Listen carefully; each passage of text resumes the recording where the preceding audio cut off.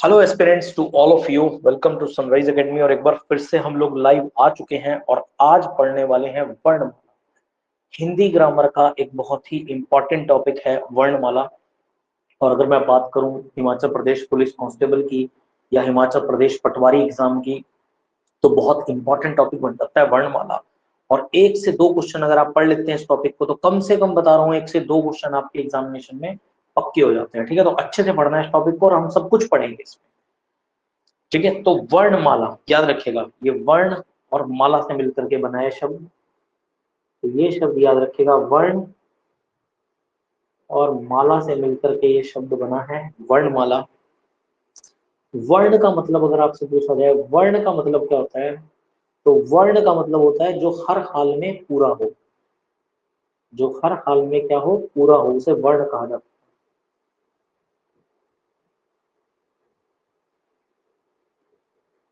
जो हर हाल में पूरा हो उसे वर्ण कहा जाता है। और अक्षर किसे कहा जाता है अगर आपसे पूछा जाए, अक्षर, तो अक्षर कहा जाता है जो नष्ट ना हो।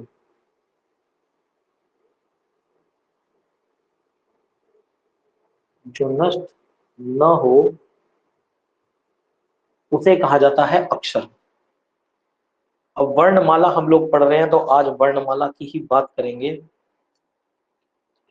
तो वर्णमाला की डेफिनेशन क्या है, तो वर्णमाला की डेफिनेशन है वर्णों के व्यवस्थित क्रम को वर्णमाला कहते हैं। ठीक है, तो वर्णों के व्यवस्थित क्रम को, वर्णों के व्यवस्थित क्रम को वर्णमाला कहते हैं।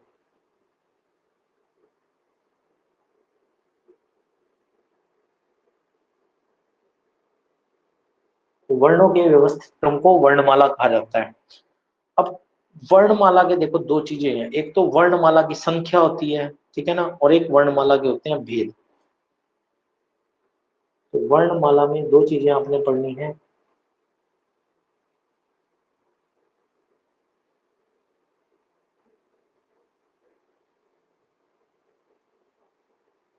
देखो, एक है वर्णमाला में कि वर्णमाला के भेद कितने हैं, ठीक है। और दूसरी चीज आपने पढ़नी है कि वर्णमाला की संख्या कितनी होती है। दो बातें हैं इसमें। देखो, अगर मैं बात करूं वर्णमाला के भेद की, तो वर्णमाला के मुख्य भेद दो हैं। अगर आपसे पूछा जाए वर्णमाला के मुख्य भेद कितने हैं, तो मुख्य भेद है दो। और अगर आपसे पूछा जाए कि कुल भेद कितने हैं वर्णमाला के, तो कुल भेद याद रखिएगा होते हैं कितने, तीन। अब मुख्य भेद कौन कौन से होते हैं, दो, तो दो हैं आपके, स्वर और व्यंजन। स्वर और व्यंजन, तो ये हैं आपके दो मुख्य भेद। जबकि कुल भेद तीन है। कौन कौन से, तो एक तो आ जाएंगे इसमें स्वर, एक आ जाएंगे आपके व्यंजन, और तीसरे आपके आ जाएंगे इसमें क्या, अयोग वहा। सब बताऊंगा आपको एक एक करके सारी चीजें, ठीक है ना। अयोग वहा। संख्या की बात करें तो वर्णमाला की संख्या कितनी है, तो याद रखेगा वर्णमाला की संख्या है 52। अब कैसे, अगर बात की जाए कैसे है 52, तो याद रखिएगा कि सबसे पहले आते हैं आपके क्या, स्वर। तो स्वरों की संख्या कितनी है अगर आपसे पूछा जाए, तो स्वरों की संख्या है 11। अयोग वाग कितने हैं, तो अयोग वहां है आपके दो। अयोग वहां है दो, कौन कौन से, तो एक है आपका अम और एक है अहम। ठीक है, इसको बोलते हैं अनुस्वार। अनुस्वार, और इसको कहा जाता है विसर्ग। विसर्ग। नेक्स्ट है व्यंजन। व्यंजन की संख्या कितनी है, तो व्यंजन है आपके 33, 33 टोटल। इसके अलावा द्विगुण व्यंजन कितने हैं, तो दो।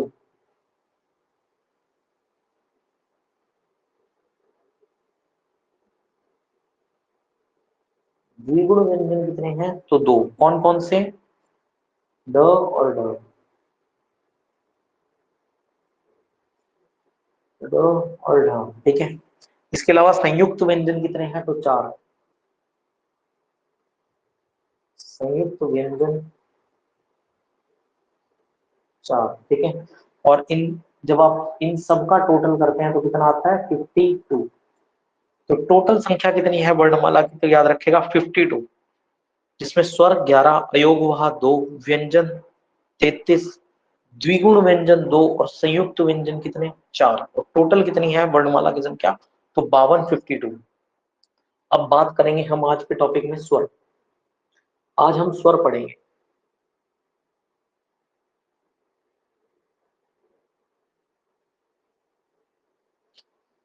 तो सबसे पहले इसकी डेफिनेशन, तो लिखिए जरा इसकी डेफिनेशन। देखो, स्वर उन्हें कहा जाता है जिन ध्वनियों के उच्चारण में किसी की सहायता नहीं ली जाती, उसे स्वर कहा जाता है। तो लिखिए जरा, जिन ध्वनियों के उच्चारण में, जिन ध्वनियों के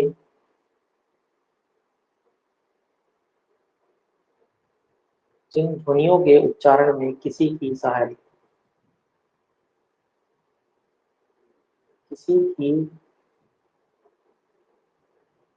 सहायता नहीं ली जाती है,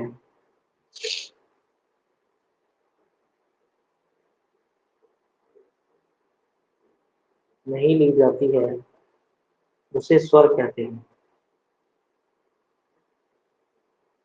से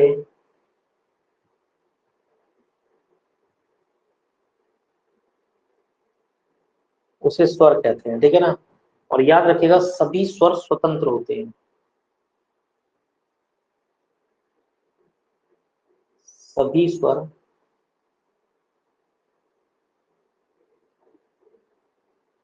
सभी स्वर स्वतंत्र होते हैं। अब बात करते हैं स्वर के भेद की संख्या, मात्रा, ठीक है ना। तो सभी स्वर याद रखिएगा क्या होते हैं? स्वतंत्र होते हैं, ठीक है। ये बात याद रखनी है, बड़ा इंपॉर्टेंट है ये चीज। अब देखो, स्वरों की अगर मैं बात करता हूं,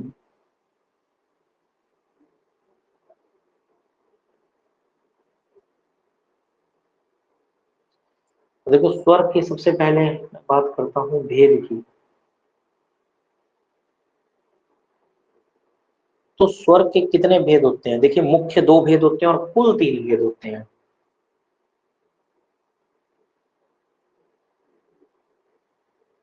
तो याद रखिएगा, स्वर के मुख्य भेद दो होते हैं, जबकि कुल भेद तीन होते हैं। कौन कौन से? तो दो याद रखिएगा, ह्रस्व स्वर और दीर्घ स्वर।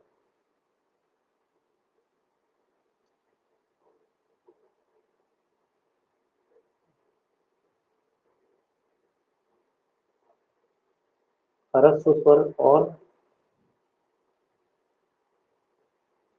दीर्घ स्वर। जबकि बात करें कुल, कुल में कौन कौन से होते हैं? तो एक तो आ जाते हैं आपके ह्रस्व स्वर, फिर दूसरे आ जाते हैं आपके दीर्घ स्वर,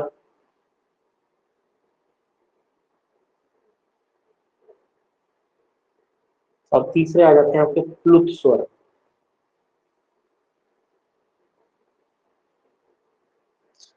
नेक्स्ट अगर मैं बात करूं स्वरों की संख्या कितनी है, देखिए अगर आपसे संख्या पूछी जाए तो 11 है, और कुल संख्या पूछी जाए तो 13 है।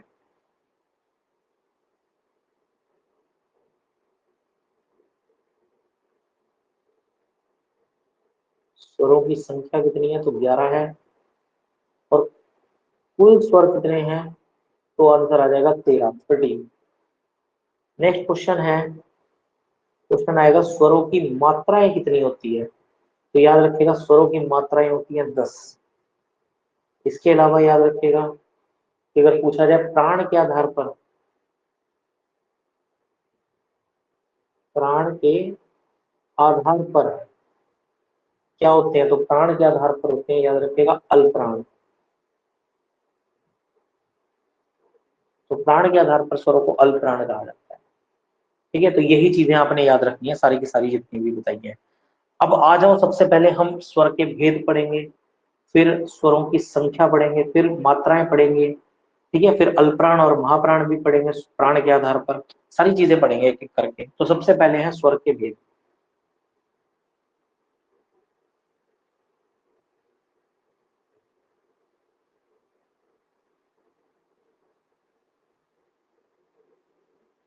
स्वर के भेद, ठीक है।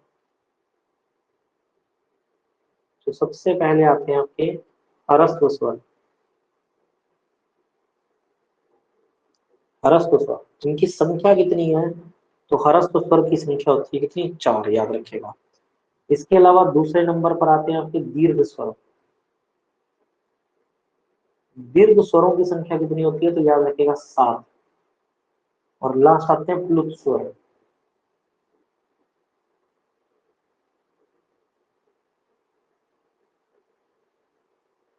प्लुत स्वर, ठीक है।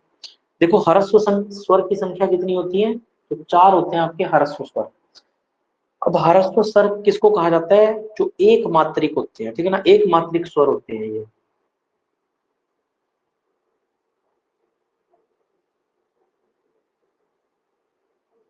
एक मात्रिक स्वर होते हैं, याद रखिएगा।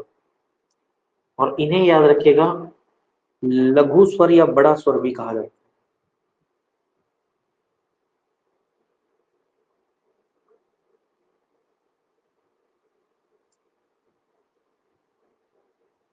लघु स्वर कहा जाता है, याद रखिएगा इन्हें। तो कौन कौन से होते हैं इसमें? 4। अ, ई, उ और री। नेक्स्ट होते हैं दीर्घ स्वर। नेक्स्ट आते हैं दीर्घ स्वर। दीर्घ स्वर याद रखिएगा द्विमात्रिक होते हैं। दीर्घ स्वर कैसे होते हैं? द्विमात्रिक यानी कि 2 मात्रा वाले। द्विमात्रिक। और इन्हें याद रखिएगा संधि स्वर या बड़ा स्वर भी कहा जाता है। संधि या फिर बड़ा स्वर के नाम से भी जानते हैं इसको, ठीक है। अब इसमें 2 प्रकार के हो जाते हैं, सजातीय स्वर और विजातीय स्वर, ठीक है। सजातीय या विजातीय।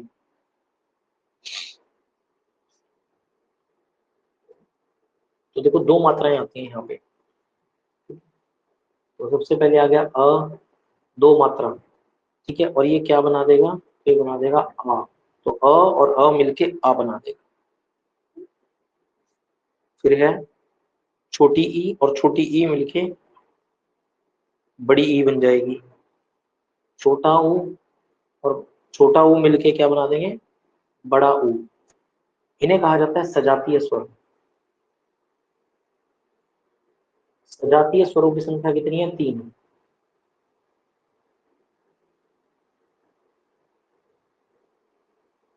सजातीय स्वर, और उनकी संख्या कितनी है? 3, याद रखिएगा। नेक्स्ट आते हैं आपके विजातीय स्वर।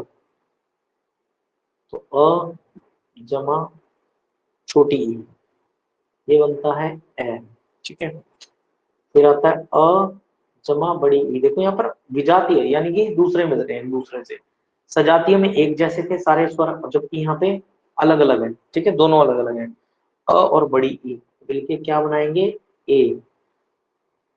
नेक्स्ट है अ और छोटा ऊ मिलके ये बनाएगा ओ। और अ और बड़ा ऊ मिलके ये बनाएंगे आओ।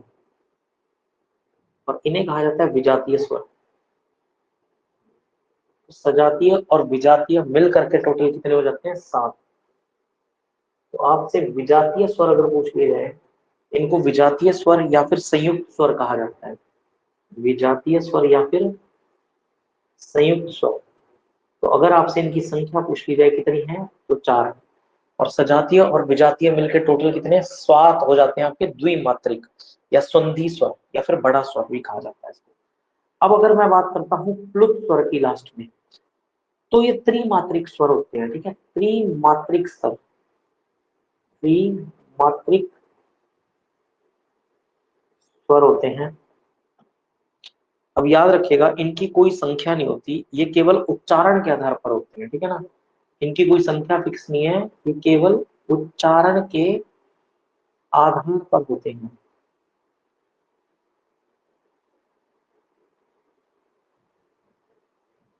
ये केवल उच्चारण के आधार पर होते हैं, याद रखिएगा। जैसे कि ओम,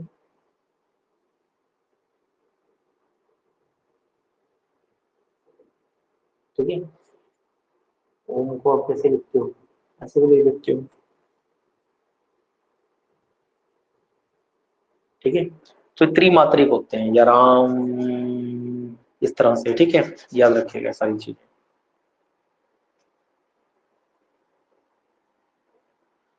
तो देखो, क्वेश्चन अगर आपसे आ जाए, लघु स्वर या फिर इसको क्या कहा जाता है, मूल स्वर, लघु स्वर या मूल स्वर। क्वेश्चन आएगा लघु स्वर या मूल स्वर या एक मात्रिक स्वर की संख्या कितनी है, तो आप क्या कहेंगे, आपका आंसर कितना है, 4, ठीक है ना। कौन कौन से, अ, ई, उ और री। तो एक मात्रिक स्वर पूछ ले जाए आपसे, लघु स्वर पूछ ले जाए, या मूल स्वर पूछ ले जाए, तो संख्या कितनी है, 4, अ, ई, उ, री। क्वेश्चन ऐसा भी सकता है, निम्न में से कौन सा एक मात्रिक स्वर नहीं है, तो 3 ऑप्शन इन चारों में से आ जाएंगे और बचा एक, कोई भी डाल देगा वो, ठीक है, इनमें से, सजातीय विजातीय में से, तो वही आपका आंसर बन जाएगा इस कंडीशन में। नेक्स्ट क्वेश्चन है आपका कि दीर्घ स्वर की संख्या कितनी होती है, तो आप कहेंगे दीर्घ स्वरों की संख्या जो है वो 7 होती है। कितनी होती है, 7 होती है। इसके कितने भेद हैं, तो आप कहेंगे इसके 2 भेद हैं दीर्घ स्वर के। कौन से, तो पहला भेद है सजातीय स्वर और दूसरा है विजातीय या संयुक्त स्वर, ठीक है। तो इसके भेद पूछ ले जाए तो कितने हैं, 2 भेद होते हैं सजातीय स्वर के, सॉरी दीर्घ स्वर के, कितने हैं, 2 भेद। और सजातीय स्वर किसे कहा जाता है, जो वर्ण अपने ही जैसे वर्ण के मेल से बनते हैं, ठीक है ना। अब जरा बात कर लेते हैं, लिख लेते हैं क्वेश्चन। तो दीर्घ स्वरों की संख्या 7 होती है, याद रखिएगा। दीर्घ स्वरों की संख्या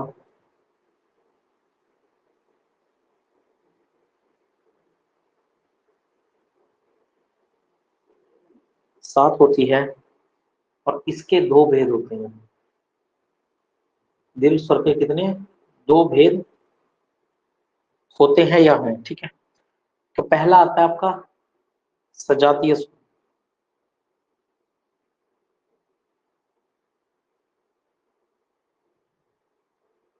सजातीय स्वर। सुजातीय स्वर उन्हें कहा जाता है जो वर्ण अपने ही जैसे वर्ण के मेल से बनते हैं, जो वर्ण अपने ही जैसे, अपने ही जैसे वर्ण के मेल से बनते हैं, अपने ही जैसे वर्ण के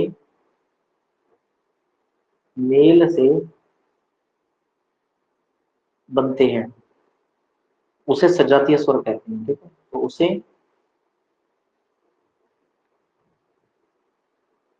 सजातीय स्वर,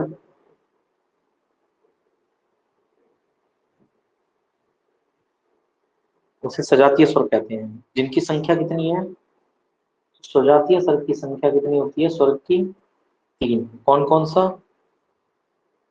तो अ, ई और उ, ये है। जबकि अगर मैं बात करूं विजातीय या संयुक्त स्वरों की, तो अपने से अलग वर्ण के मेल से बनते हैं, ठीक है ना। दूसरा अगर मैं बात करूं विजातीय या संयुक्त स्वर की, विजातीय या फिर संयुक्त स्वरों की, तो याद रखिएगा ये स्वर क्या होते हैं कि जो वर्ण अपने से अलग वर्ण के मेल से बनते हैं। तो जो वर्ण अपने से अलग वर्ण के मेल से बनते हैं, अलग वर्ण के मेल से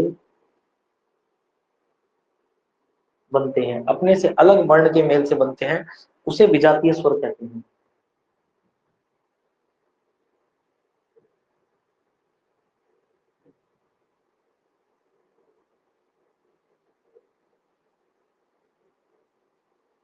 इनकी संख्या कितनी है? तो इनकी संख्या है 4। इनकी संख्या कितनी है? तो इनकी संख्या है, याद रखिएगा, 4। कौन कौन से हैं? तो ए आओ आओ, 4 हैं। कौन कौन से? ए ए ओ और आओ। तो ये भी याद रखिएगा, इनकी संख्या कितनी है? तो 4। ठीक है, प्लुत स्वरों की कोई संख्या नहीं होती, याद रखिएगा। अगले होते हैं प्लुत स्वर, तीसरे नंबर के। ठीक है, तो ये केवल उच्चारण के आधार पर ही होते हैं, इनकी कोई संख्या नहीं होती। इनकी कोई संख्या नहीं होती है। तो ये केवल उच्चारण के आधार पर होते हैं, ठीक है ना, उच्चारण के ही आधार पर होते हैं ये।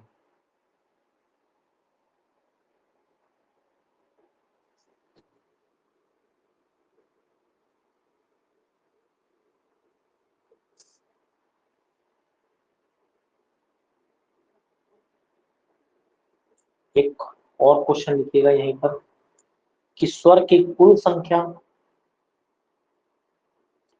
कितनी होती है? तो याद रखिएगा 13 होती है। स्वर की कुल संख्या 13 होती है, जिसमें 11 स्वर और 2 अयोगवाह होते हैं। स्वर की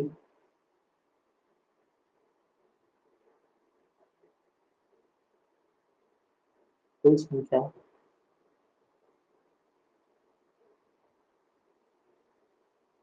13 होती है, जिसमें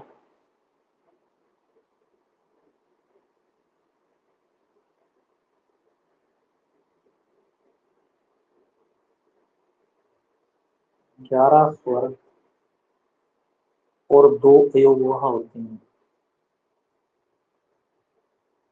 और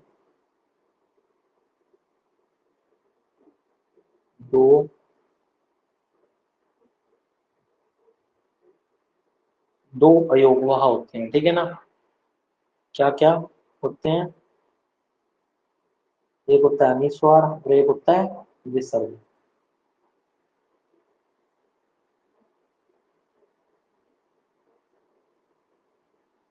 तो स्वरों की कुल संख्या अगर आपसे पूछी जाए कितनी होती है, तो 13 होती है, जिसमें 2 अयोगवाह हैं और 11 आपके स्वर हैं। नेक्स्ट मैंने बात करी थी स्वरों की मात्रा की, तो जरा बात कर लेते हैं स्वरों की मात्रा की। तो स्वरों की मात्रा कितनी होती है? तो स्वर की मात्रा होती है 10। स्वर की मात्रा कितनी है? तो याद रखिएगा 10 होती है स्वर की मात्रा, 10। अब कौन कौन सी, इस पे भी बात कर लेते हैं जरा। ठीक है, देखो हमने बात करी स्वरों की संख्या कितनी है और स्वरों की मात्रा कितनी है। तो स्वरों की संख्या 11 है, तो 11 के 11 स्वर मैं आपके यहाँ पे लिखूंगा। तो सबसे पहले आता है अ, फिर आता है ई, फिर आता है उ, फिर आता है वी, नेक्स्ट है आ, नेक्स्ट है ई बड़ी ई, फिर आता है बड़ा ऊ, फिर आता है ए, फिर आता है ए, फिर आता है ओ, और फिर आता है आपका आओ। ये हो गए 11 स्वरों की कुल संख्या कितनी होगी? 11। अब बात करते हैं, देखो इनकी मात्राओं की। देखो अब ध्यान से देखो, इनकी मात्राओं की बात करते हैं। तो अ की, ये जो पहला अ लिखा हुआ है, इसकी कोई मात्रा नहीं होती, तो मैंने क्रॉस लगा दिया।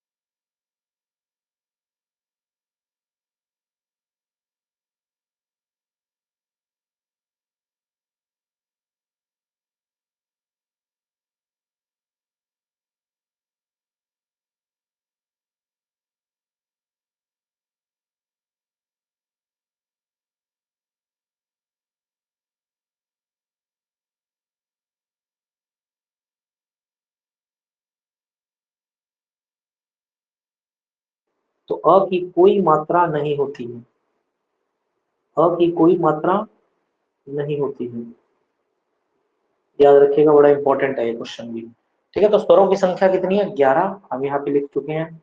जबकि मात्राएं कितनी है? तो मात्राएं 10 हैं। तो एक स्वर ऐसा है 11 में से जिसकी मात्रा नहीं होती, और वो है अ। ठीक है, तो अ की कोई मात्रा नहीं। तो ये आपके स्वर कंप्लीट हो चुके हैं। अब हमें पढ़ने हैं व्यंजन।